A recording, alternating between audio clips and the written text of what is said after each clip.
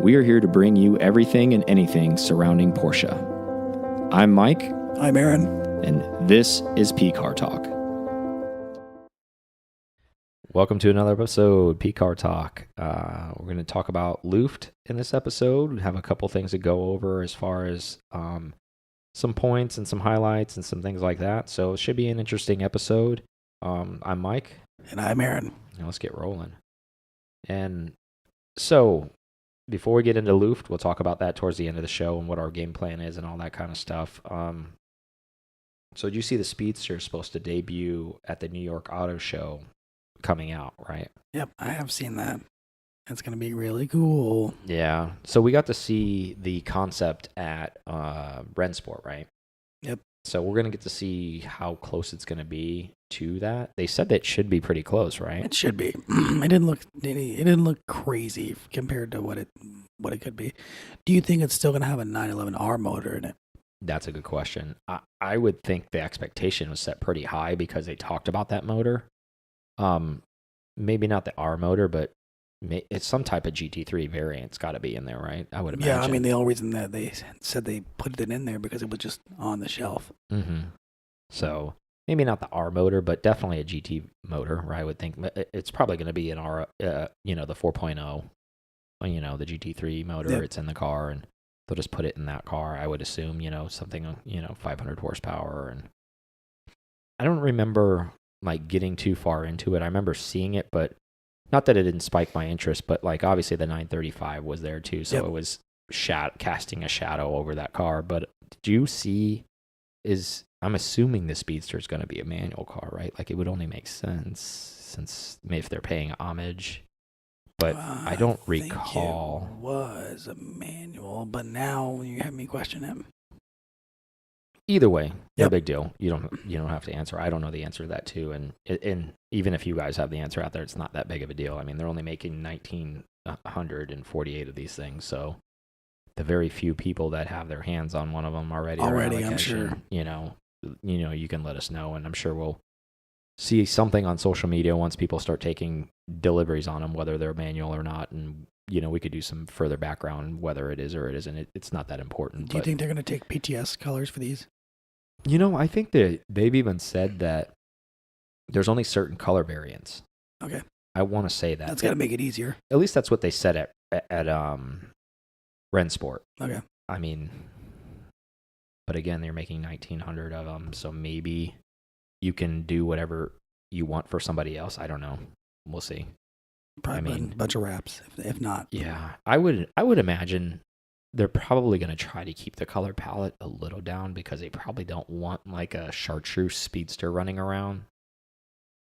I mean, even if somebody's willing to pay for it, I think maybe they're going to try to keep a grasp on that. I would imagine, like, I don't want to call them bland, but, probably the normal color palette wheel, silver, gray, black, red, white. The standards, nothing crazy, nothing crazy. Blue. They may have like one or two specialty colors that you can maybe choose from to kind of throw a consolation to those people that want something a little different. But there hasn't been any news on that, so I mean, I could just be talking out of turn on that, too. It could be whatever you want. Well, one thought I had on the older Speedsters. What motors were they using for those? There weren't any type of special motors for those. No, they didn't do anything crazy for those cars as far as like it was mainly just, body work. Yeah, I didn't think there was anything. Yeah, they didn't really go nuts. So for them to do a GT motor would definitely be something new. Yeah, and I think that was the outcry, right? Like I think a lot of people were like, well, it looks the business, but it's not any different than the other cars. So but like why am I paying so much over what I should be paying, essentially? Because it's got no roof. That's the way it works. When you have less things, you pay more money. We all know that in the Porsche world, right? You get less, you pay more. Exactly. That's how it works. But nevertheless, it should be interesting to see that. Also, obviously, everybody already knows, but there's a lot of videos and a lot of social media stuff gathering around this. It's the 50 years of the 917. Yep. So if you haven't watched it already, or you guys don't do Amazon Prime or any of those things, the Grand Tour kind of did a tribute a few episodes ago to the 917, which is really cool. And I think they did a really good job, right? Like, they kind of talked about the history, which is what a little bit of the car, and they paid homage to it. And as much as Clarkson doesn't like Porsche, I so think he's coming around. They kind of kept him out of it. I think it was Hammond and May that were involved in it, and I think Clarkson still tried to pee on the parade somehow. But that's neither here nor there. But the point is that that's a pretty big show, and they were paying homage to it, and it was pretty well done. And one of the original drivers too, and that guy wasn't holding anything back. Yeah, he was balls out. That was pretty awesome. That was a good episode. I thought it was funny that he didn't wear a helmet in the 917, but the other guys they were running against the newer GT2 RS on track, and all the guys in the two in the GT2 RS were wearing helmets. Well, safety probably requirements by then. The old guy was like, I don't care. Yeah, I got this. Whatever, man. He's like, I drive this car. It's fine. They so in May, the Porsche Museum is gonna start doing their exhibit. Oh, cool. For the 50 years of 917. So nice. If you guys are near Stuttgart or going through the area, that'd be something to see. Yeah, and the cool thing is there's another video out that Porsche just put out, with the Jet, the Concorde, and the Porsche. Yeah. Together, the 917. Just showing the cars and around the same time frame about how technologically advanced both of these vehicles were for their time frame, and how nutso into the future they kind of were, and kind of paying homage to one another, which was a kind of a cool video. That's also out. You should check that out. It's a good video. It's not very long, but it's cool. I think it's like 6 minutes or so, but it's definitely showing how each of them had just crazy speed, mind-bending. You didn't think this was capable, and then it is. Yeah, exactly, right? So I think that was the parallel line between the two of them, was the speed. So that was pretty cool. And then Goodwood, I read, is doing a tribute as well, Goodwood Festival of Speed, this summer to the 917. So that'd be pretty awesome, because, they hill climb all their cars, so you're going to get to see a lot of the 917s there. They're going to try to get as many as they can there to kind of show them off, and honor them and all that stuff. So if you're going to Goodwood, or you live in that area, over on the other side of the pond, you should definitely check that out. That'll be pretty awesome. Yeah, I'm sure there's going to be all the liveries. Yeah. Yeah, you're going to see everything. I'm sure you're going to see the pink pig. You're going to see everything. Just to see all of those, it's going to be amazing. It'll be like Rensport, transported to the UK. Yeah, right. It's kind of funny because, what was it, last year, they did the whole 70 years of Porsche, which was they were celebrating all that. So good on Goodwood, not a pun on that, but, as far as them paying tribute. So it's almost kind of like celebrating Porsche every year. Was there a Pink Pig 917 at Rensport? Mm-hmm. No. But the Pink Pig livery car that won Le Mans was there at Rensport. They actually had the car there. They were parading that car around. But no, there wasn't a Pink Pig livery. No, that wasn't there. So some cool stuff going on with that. Also, we've talked about this in prior episodes, but it is interesting to talk about again because it is still circulating, and there's another rendering of the 911 shooting brake. People keep posting pictures of it and fanboying over it, and must be a following all of a sudden. Clearly a rumor. Porsche is probably more than likely 100% ever making that car for obvious reasons, but that we discussed before. I don't know if they need another variant. Do they need one? Then there'd have to be a Cayman variant, and then there would have to be Cayman shooting brake.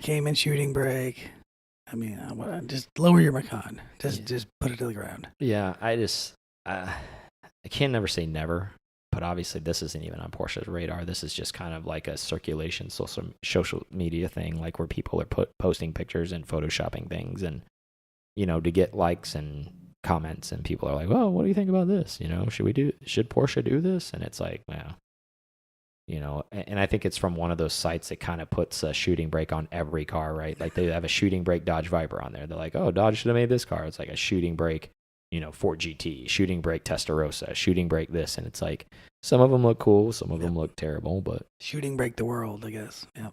Yeah. And you guys get that a little bit more over on the other side of the pond. You guys have a lot of hatches over there. We, for whatever reason in the U.S., never really adopted to that. I like them, personally, but like I'm just speaking as a whole, as a country. There hasn't really been a lot of support behind a hatch for whatever reason. Yeah, I don't know. People just don't get it. Yeah, I guess it just doesn't. For some reason, the people that are buying the new cars, and obviously we don't buy new cars, we buy everything secondhand, so we could be part of the problem because we're not participating. We're not buying the new stuff, so we can't. Yeah, you can't really dictate anything that's new. It's coming out, right? Yep. And then you can cry wolf all we want and be like, "Well, you ought to bring that over here. I would buy that." And they're like, "No, studies show you won't. So you're just talking." Exactly. Talking the talk. But yeah, so some cool stuff going on there, and it's going to be great. Another big year for Porsche. When is it not a big year for them? I guess it seems to be a trend. Yeah, I guess maybe that's because we're close to the brand too, though, right? Everything's so like near us, so we always think Porsche's always hot, and there's always something new coming out, and there's always something going on, and that's true. So some interesting stuff. Let's talk about this guy in Berlin for a second. And a lot of people maybe not know the story, and maybe some people have heard the story. Like he had a Panamera. Yep, want to make it a little cooler, a little his own. Yeah, so he wrapped the car right, and I'm sure some of you guys have seen it, and maybe some of you haven't. So we'll try to do our best description. Obviously, it's an audio thing, but it's a gold like reflective metallic wrap. Yeah, it's like if you took chrome and you put a gold tint on it. It's exactly the same thing. Mirror. So he wrapped his Panamera, and he's in Berlin, and we won't name him by name, but it's all over the news, and it just made kind of quirky news, and we thought we'd bring it up. So the story is he gets pulled over, right? Gets a warning ticket. Hey, pull that stuff off your car. It's a visual distraction. The next time, it'll be a bigger fine. It'll be a bigger issue. Guy pays the ticket, blows it off. I don't know how much time had gone by from the first ticket to the second ticket, but long story short, he gets pulled over again. Well, second ticket, it wasn't just a ticket. They impounded the car, they took his license, all this kind of stuff. And, it shows the car sitting in the impound lot, with the gold wrap and stuff like that on it. And I could see how that could be distracting. The sunlight hits it. In the U.S., people have gone kind of nuts with these wraps, and you see that, I guess it's, a blue chrome or purple chrome or actual just silver chrome, like, we've seen these cars wrapped. The sun hits it here, and it's blinding. It's like a beam, running down the road. So I guess we're bringing this talk up to talk to everybody about it. So we're going to talk about the subject a little bit because it's kind of interesting. Because there's some cars that are patinaed and some are beat down. And do you think a wrap? And this car doesn't fall into that category. Obviously, it's a Panamera, so it's a newer car. So, and just in general, like, how do you feel about wraps in general? Like wrapping a car. Like, what are your thoughts on that? I don't know. I think with a good quality wrap, you're getting close to a good paint job anyways. I understand if you can do it, and then you can, it's a form of protection and personality all at the same time, because you could wrap it, and it's not a clear bra, and it looks better. Definitely you can put your own taste on it, and then not have to worry about hurting your car or getting it repainted or all that stuff. So say you could buy your muted color that, maybe white. White's probably going to resell well. Okay, I'm going to buy that color of the car and then wrap it chartreuse like you like to say all the time. And, and then drive it and then peel it off. Sell it. Yeah, that's a good point. I guess there's different variants and different reasons to do it. Maybe not, if you're thinking more long term, get your loud color and just maybe wrap it that loud color, or even, maybe you're buying it secondhand and it's impossible to find a PTS color and you really like a PTS color and you want to wrap it that color. I don't see any harm in it, to be honest with you. Like, some people are totally against it. Some people love it. And I kind of think I fall somewhere in the middle of it. As long as it's done properly, I think it's okay. Circling back to this stuff, the chrome stuff that we've seen, the flashy stuff, I think from a perspective of danger and stuff like that, I think the chrome wraps are a little sketchy. And that's just my personal opinion. And I've seen a couple of them on the road, and it is eye-catching. What are your thoughts on the way that Germany kind of handled this? Do you agree with it? Do you think it's extreme? I think it escalated quickly? Yeah. For that, I really like to think that there was more to it than just the first offense, and then he went to impound the car. But it must have been he probably was violating laws, like more than what that first offense led to. Yeah. And then a lot of times, if you don't, for parts over there, they have to be registered and they have to be tubed, and you have to have it on your registration that this piece is okay to be on there. It was put on by Yeah. this I know they're person, very all that strict about stuff. that, right? When they So do if it's like not done, then that's when they do their like yep. MOT type stuff, it's like, this is pretty sketch, man. Like this isn't okay.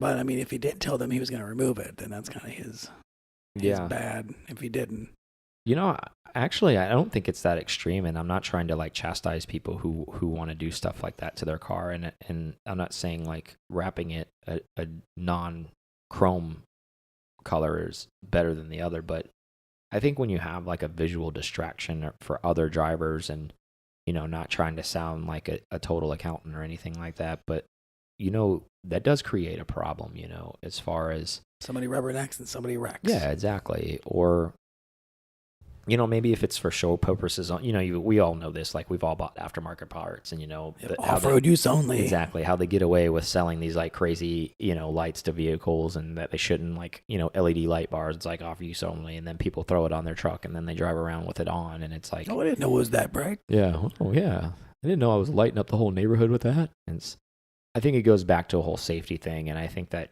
it has something to do with, maybe the older we get or what have you, but it just doesn't make sense. Like, they don't paint cars that way. So there's got to be something to that, right? Well, so it probably violates a law or some type of standard there, or it's just, I mean, it just doesn't make sense, right? Like, if you have, it's like driving around a mirror. So it's exactly like you're just reflecting the sun into everybody else's eyes. I mean, literally, if I was driving and that happened to me, I'd be pissed off. I wouldn't care if it was a Porsche or not. I'd be like, that's ridiculous. I'm like, I can't even see what's going on out here. I got sunglasses on, still blinded me. Yeah, it'd be reflecting sun at all angles, everywhere. Yeah, and where I'm going with this is I actually wish we were a little bit more strict about things like that in our country. Like we've... You think that if that happened and it was a second offense, that they should do the exact same things, or what would you impose?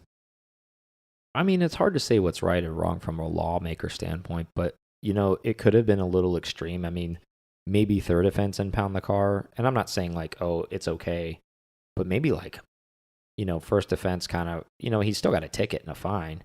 Second offense, like monster offense, monster fine, like something really ridiculous to like make it really hurt, and be like, look, you pay the fine, and I'm sure in most countries, your license gets suspended. Like if you don't pay a ticket in the U.S., you get suspended. I mean, pretty simple, but however, $2,000 or $3,000 euro is, look, yep. This is what you're going to pay now. You said you would do it. You've been warned. It's in the record book that you've been warned. You still didn't take it off. You're going to pay the fine now. Like, as much as you paid for the wrap, you're going to pay us now. And you still have to take it off your car. And then, like, the third offense, it's like, all right, kind of a 3 strikes, you're out type of deal. It's like, all right, dude, it's staying here until it comes off. You're not getting the car back, and you don't have a license now. So, and you got to pay for it to get out of the impound lot. So, I can't really fault them for doing that. It seems extreme, but sometimes, like, we live in Florida, which is the Wild West. So everybody it's listening that is in the Florida or has even been to Florida, they know that we don't have like a emissions, we don't have a DOT, we don't have an MOT where we have to take the vehicle in every year for inspections. So that's a double-edged sword, right? That's a good thing for maybe if you want to run open headers, you want to run something crazy on a car. If you're dailying a car, why would you do that? But maybe if it's a fun car, still has to pass inspection, we don't need to do that. But it also opens the door to like people running their car without a hood, running their car without fenders, like this kind of crap. Yep, all sorts of things. It's never just one end of the spectrum where you think it would make sense. It goes to that place where you're like, that's unsafe.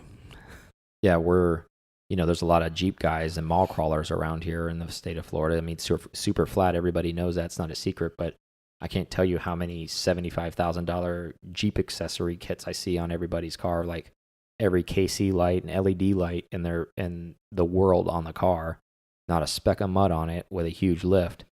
And not that I'm hating on Jeep guys, but I'm just saying it's like you need that much lighting. You're not going to be anywhere near anywhere where you're going to need all that lighting ever.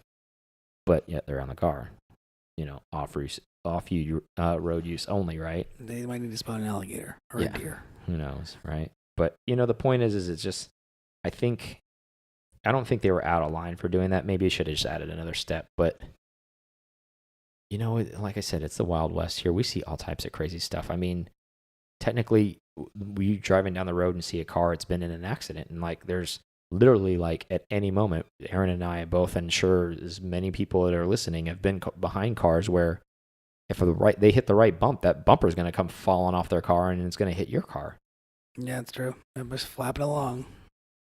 Yeah, and I'm not trying to advocate for an inspection because I don't want that. Nope, because let's not speak that into existence. Yeah, because we'll all be in trouble, as far as enthusiast-driven performance guys. I guess, how do you have a middle ground, I guess, is what I'm getting at. Like, because some cars really aren't safe, but I guess, is there a way to do a middle ground where you could say... you do it the way Germany does it, where you make it, you have a shop, and you take it to Kurt or whoever, and they say, okay, well, this part is this.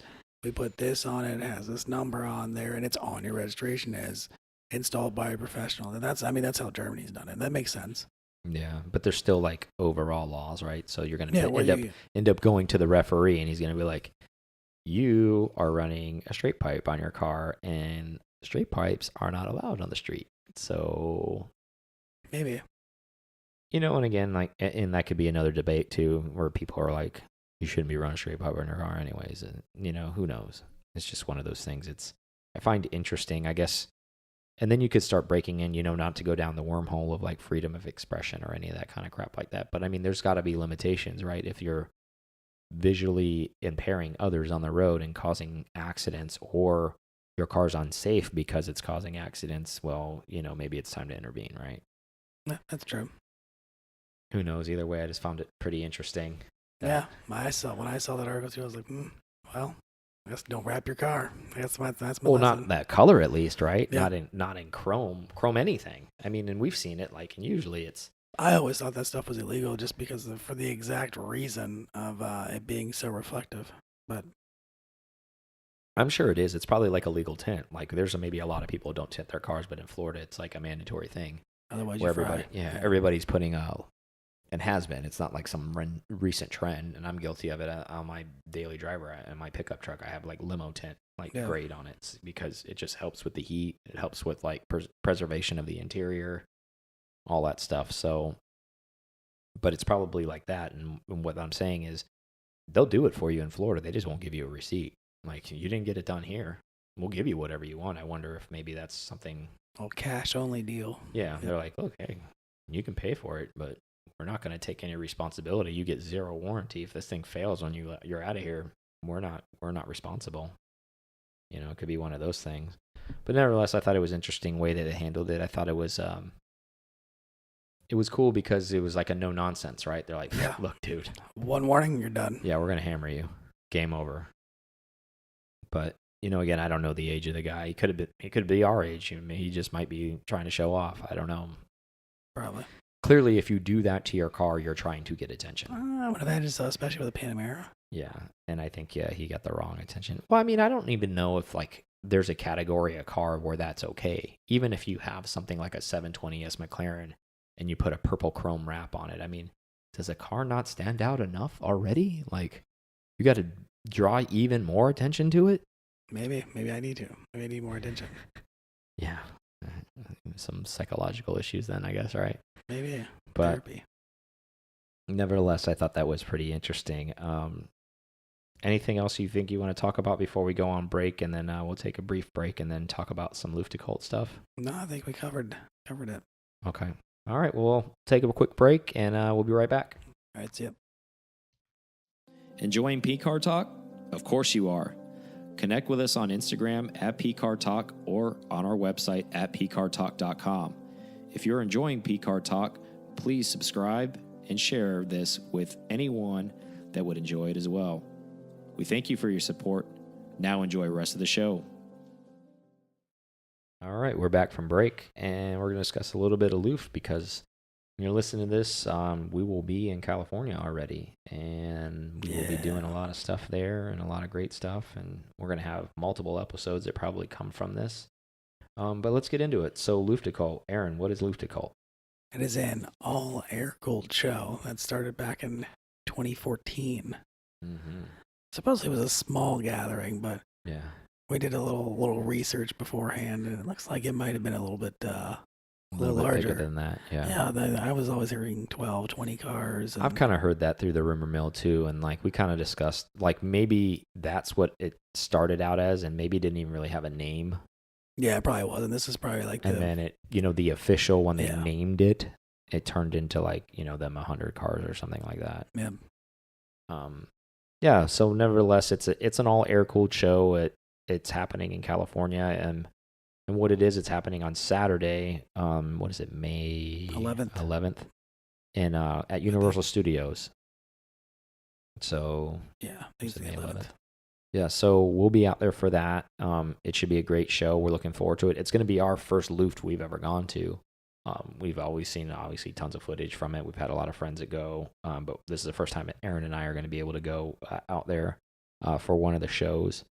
They did have one last year in Great Britain, Luft GB. Yep. That was a pretty big success out there, which is pretty interesting that, they went over there. I think they're just trying to spread the love. Yep. I'm not, no hate, obviously we want them to have one on the East Coast. And, our friend Drew kind of like ran into Jeff Swart at Benton Performance and asked him some questions. His video's up on that if you guys want to see it. But he kind of asked Jeff as far as like, what's the goal, and, are they going to ever come to the East Coast? And Jeff, openly admitted, ultimately, yes. He didn't give a time frame on it, but, the goal is to have it next year out here. It would be nice. And it was good to get a little bit of insight from Jeff as far as like the strategery and the planning, and because there was a little bit of backlash, I guess, for this year because it falls on Mother's Day weekend.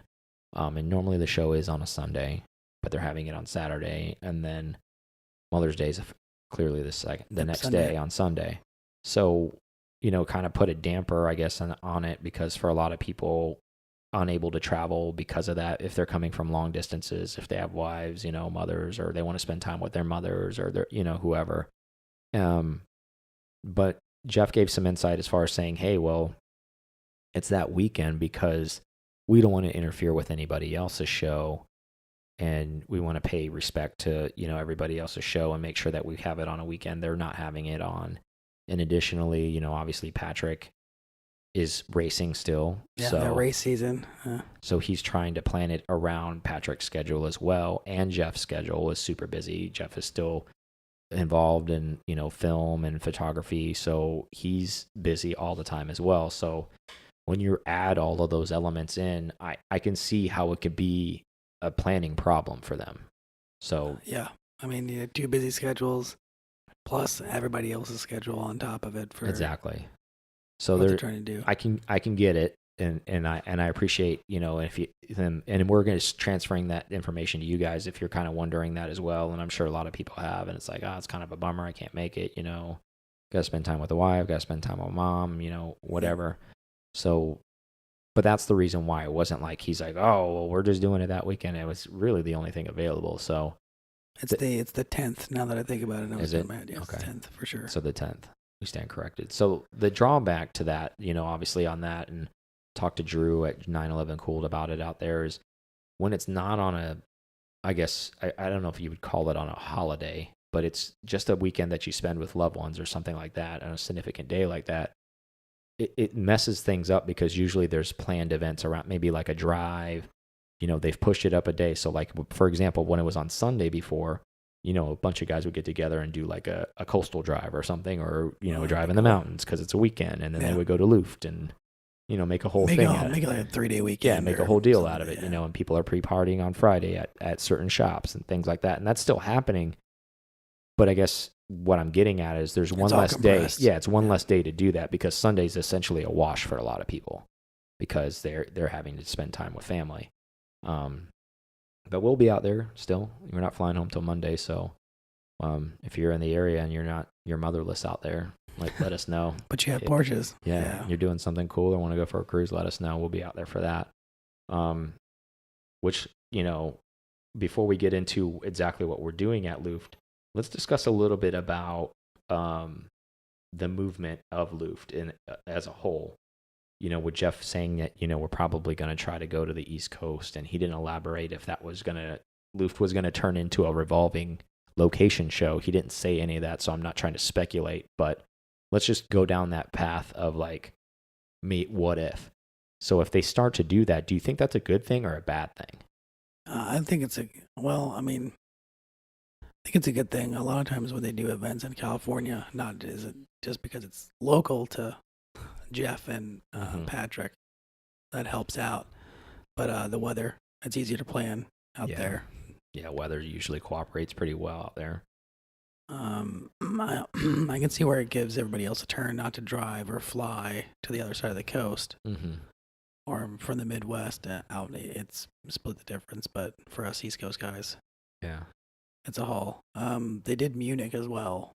So I mean, they've been going up, but I think it doing the East Coast gives more love to the community. I mean, it's another place where that they can have a larger event and a different style too. They can change it up. I agree with that. I think everybody kind of needs a little bit of love. Everybody kind of wants to participate. It's kind of funny because it's really big and everybody knows that it's very big. And even that, obviously they're hosting and it's very big, they're putting it at Universal for the space, because they need the space. But like, do you think that's almost gotten too big? Has it gone away from the ethos of what Patrick and one of them initially wanted this to be? They wanted it to be a small gathering of guys, and they did it out there in California, and it was not, I don't want to say like, to exclude anyone anywhere. You're not allowed, but it was kind of made for them, and then it kind of blew up because of the popularity from it. Do you think they're kind of losing their roots because of that? I don't know if they're losing their roots. I mean, I just think it's probably scaled a lot quicker than they ever imagined it to happen. And I don't know. I mean, the only way the only way they can control that would be to really limit it. Say there's only can be 100 people in the show. There's only so many tickets. Well, they are doing that. I mean, they're already doing that. Well, even yeah, they are. They have to. Yeah, I mean, for a size it's code. It's for fire reasons. Obviously, it's not because it's for an exclusion reason. They're not. I mean, if they had the space, they probably have everybody, right? And then this would turn into something that they don't want it to turn into. And what I mean by that is the whole purpose behind this is to have a great setting for the show, not just the cars, to be able to stage the cars properly with a great background. Hard setting. Exactly. And Jeff is really into that part of that, and rightfully so. I mean, he is an artist by trade as far as like what he does and the film and the photography behind that. So he has an eye and an interest in doing that.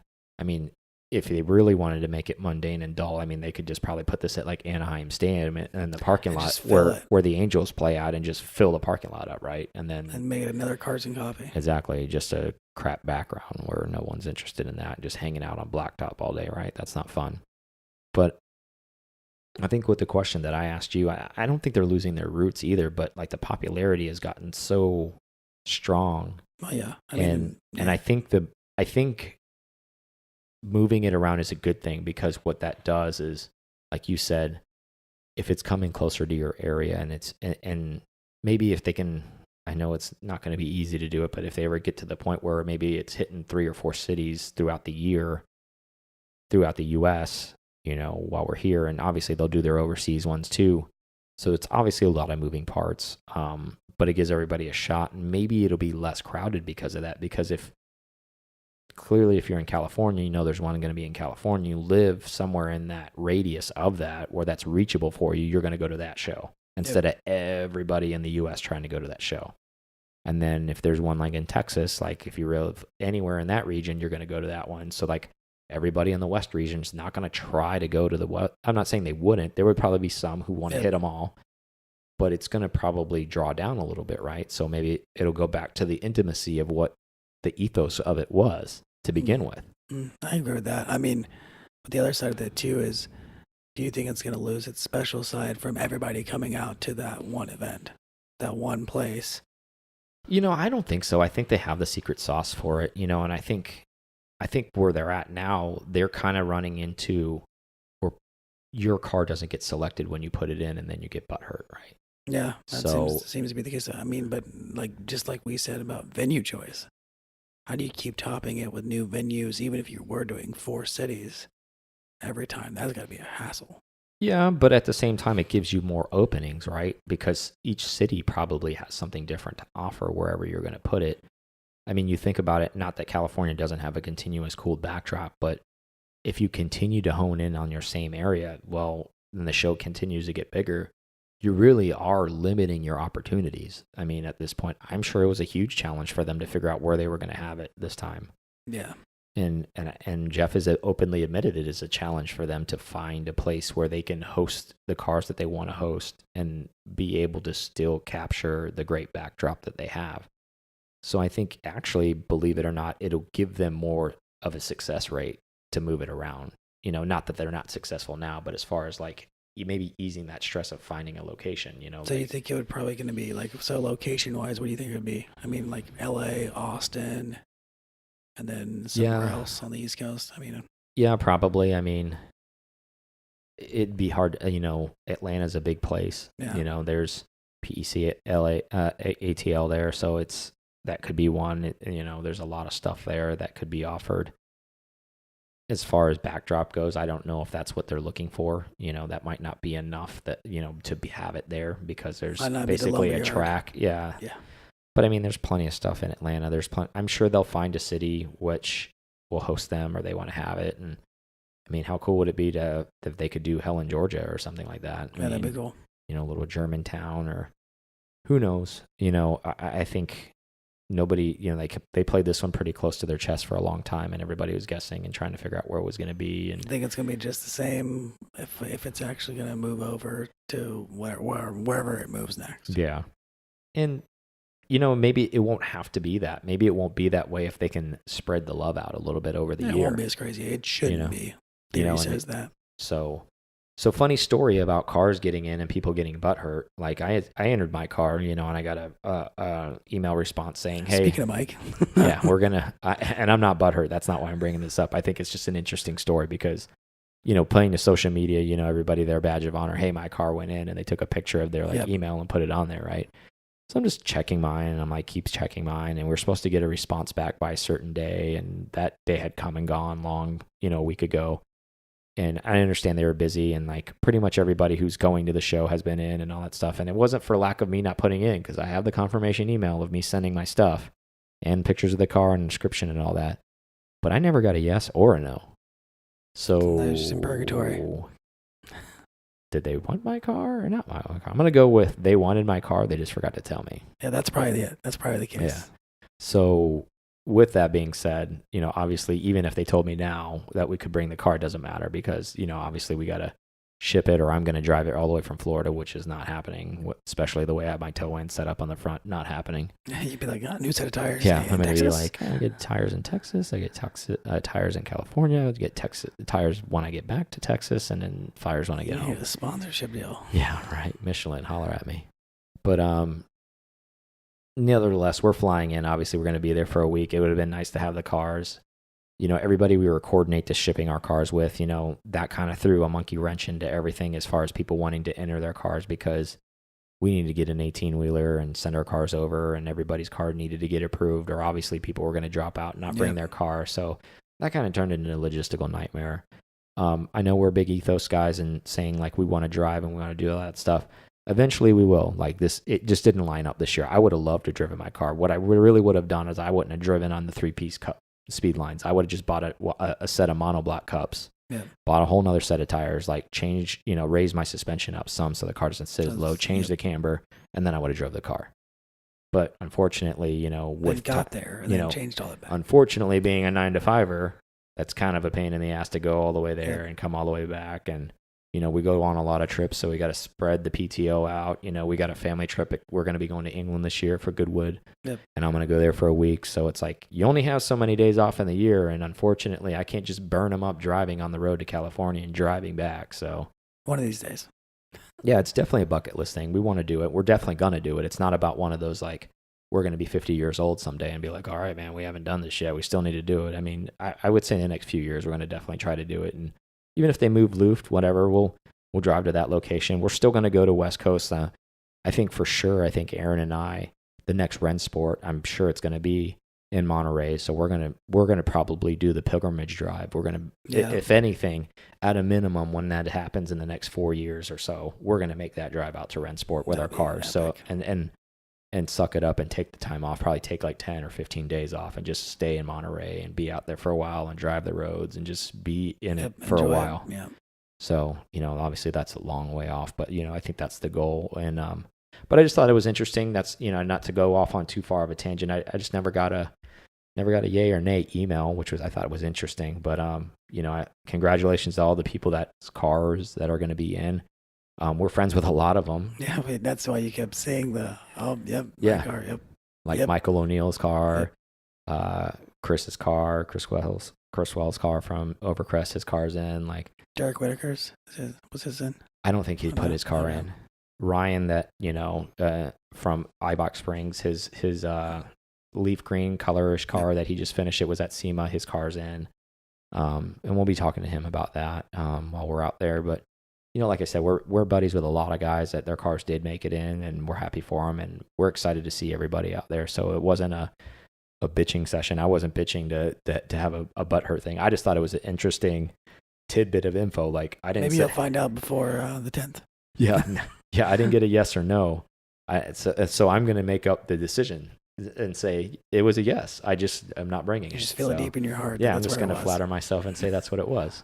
But I thought that was interesting. So let's talk a little bit about what we're going to do in LA while we're out there, and so you guys know what's coming down the line, and what some things to get excited about, and some of the people that will be coming on the show, and some of the things we're going to talk to them about, right?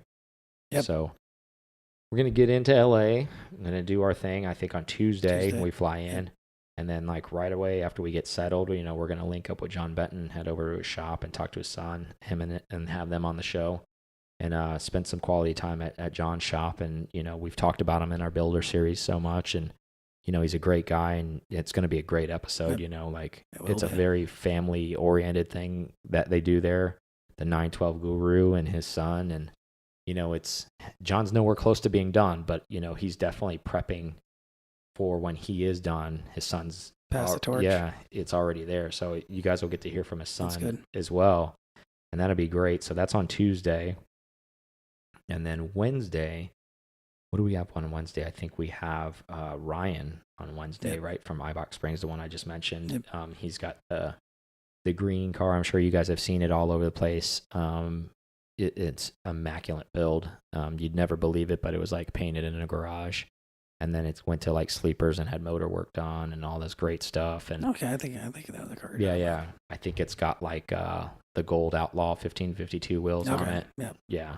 And then a ducktail. It's a great looking car. It's a great color. It's a super badass build. And he's got a 997 GT3 as well that's running on ethanol now. That's a big deal. Yeah, so he's definitely a Porsche guy, and he also works for iBox Springs, and they host an air-cooled event there annually as well. I think it's a spring thing they do, where they have an open house and all the air-cooled cars come over and they hang out there. And so we're going to go up to iBox and do hang out with him up there at iBox and do a podcast there and record that and hang out with him.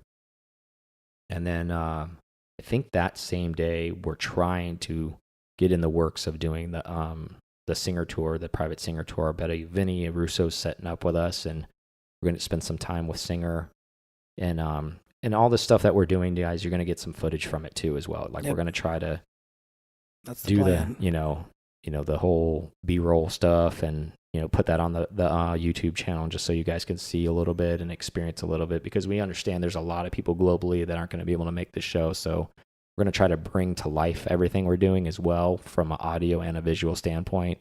By no means are we just going to start, like these guys are going to start cutting videos or anything. We're just going to try to share the trip, like we're doing right now. We're sharing everything that we're doing. You just want to share the love and have everybody see it. So we're going to do that at Singer. And then the following day, we got Matt Cricky from 1552 Wheels. We're going to have him on the show. He's the co-owner of that brand. They've been doing some cool stuff. He's a Porsche guy. He's got a 996 GT3. It's gorgeous. He's got a 911 SC with a nasty motor. It was built on it. I think it might be a Carrera, actually, G-body Carrera, but he's got a wicked motor in it, and it's all black. It's a pretty cool car. So he's a big Porsche guy, and his co-owner Brad is a Porsche guy too. Yep. He lives down in Sarasota, and we wish him and his family the best right now. And he knows what we're talking about. We won't have to get into details, but thinking about you, buddy. And so we're going to meet with him, and then that's Thursday, right? Yep, that's Thursday. Okay. So Thursday evening, early afternoon, evening, we're going to meet with Darren Pfister from Pfister Motorsports and have him on the show. And then Drew from 911 Cool. You guys know Drew. He's been on before, but he's going to be at this private party we're going to be at, so he's going to join us. And we're thankful Steve Lynch is hosting a private party from 901 Outlaws at his residence. And he invited us there, and we're going to podcast from there and have some guests on. Yeah, so we'll have some footage from that, from the party and all that kind of stuff. And then Friday, we're going to try to go to Newcomb's, link up with some people for the breakfast that they do up at Newcomb's, and just, chit-chat. Not going to do any podcasting that day, just kind of chit-chatting, hanging out, mingling and, bringing some East Coast love to the West Coast and vice versa. And then that evening, we have the Momo VIP party at the Peterson that we're going to go to. That'll be cool. Yeah. Shaking babies, kissing hands. Shaking babies, kissing hands. Yep. And then, obviously, Saturday's a big event. We'll be there. If you guys are going to be at Luft or any of those places, please reach out to us. You guys can see us now on video to see what we look like. If you're on YouTube, go on YouTube. Check us out on PCAR Talk or on Instagram at PCAR Talk to see what we look like. So if you see us, we are very approachable. We'll talk to anybody. So, and we'll have some free swag to give away if you're there. So, we'll be handing out some free stuff. We're not going to have a booth or anything. We'll be on foot walking around, but we'll be hard to miss, the bearded wonder and, Asian tattooed guy. So, if he looks Hawaiian / German, you got him. Yeah. And then, we'll have some stickers and stuff for you, and love to hand some stuff out and share a Porsche story with us. We'd love to talk to you about it. And then, Sunday, kind of a freebie day. Like I said, it's Mother's Day that day. So Aaron and I will be on the West Coast. So we will, I'll probably just make the phone calls out to the moms and say, hey, we love you. We miss you. And check out the sunset. Huh? Yeah. So, him and I might go for a cruise that day, meet up with some friends, just kind of some downtime, and probably record a podcast that day. Do our Luft. Our Luft wrap up, without a guest, where it's just Aaron and I doing our own little wrap up that day, and discussing what we saw at Luft and, some of the cool things. And we'll probably, Aaron, will take some photos and videos, and while we're talking, audio wise, you'll get to see it as well on YouTube if you want. He'll run a B-roll thing with that stuff. So you guys will be able to see all that. And then, Monday morning back to the East Coast, back to the humidity. Yeah. So yeah, it should be a great trip. We're really pumped about it.